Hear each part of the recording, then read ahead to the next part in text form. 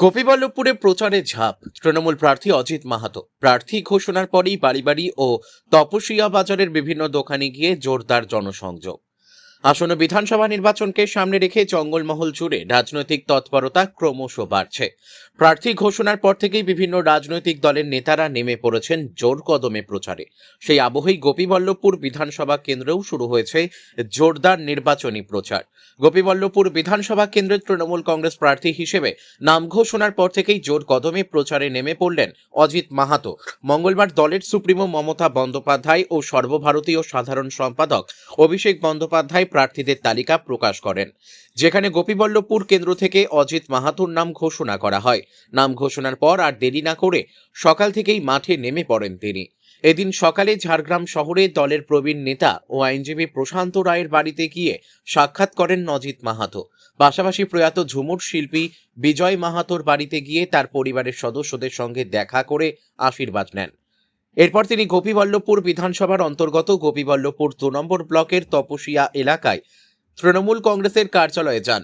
সেখানে দলের নেতা স্বপন পাত্র ও ব্লক সভাপতি টিঙ্কু পালের সঙ্গে বৈঠক করে নির্বাচনী কৌশল নিয়ে আলোচনা করেন এবং সেখান থেকেই আনুষ্ঠানিকভাবে প্রচার শুরু করেন। দিনভর তিনি বিভিন্ন এলাকায় ঘুরে সাধারণ মানুষের সঙ্গে সরাসরি যোগাযোগ করেন।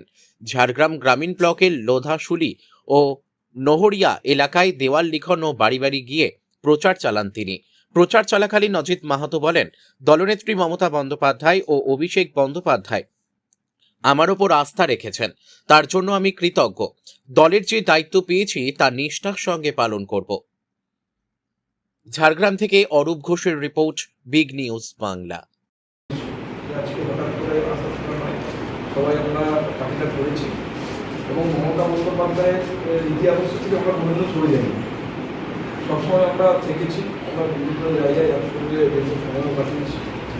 তো সেই জায়গা থেকে আমাদের সর্বভারতীয় সাধারণ সম্পাদক আমরা অভিষেক বন্দ্যোপাধ্যায়কে দেখুন, আমি কর্মীদের পাশে ছিলাম, আছি এবং আপনাদের সাথে ভবিষ্যতেও থাকবো এই কারণেই বলছি, কারণ আমরা কোনো কিছু বুঝি না।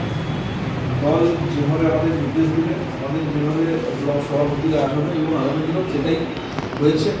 এর আগেও আমি 2019-এ ডিস্ট্রিক্ট কোঅর্ডিনেটর দায়িত্ব ছিল, আপনারা জানেন। পরবর্তীকালে আবার 2020 সেই জায়গা থেকে সবসময় আমরা দলের কথা, মমতা বন্দ্যোপাধ্যায় নীতি আদর্শের কথা, মমতা বন্দ্যোপাধ্যায় ত্যাগ, উচ্চতা, সাধারণতা, মানুষের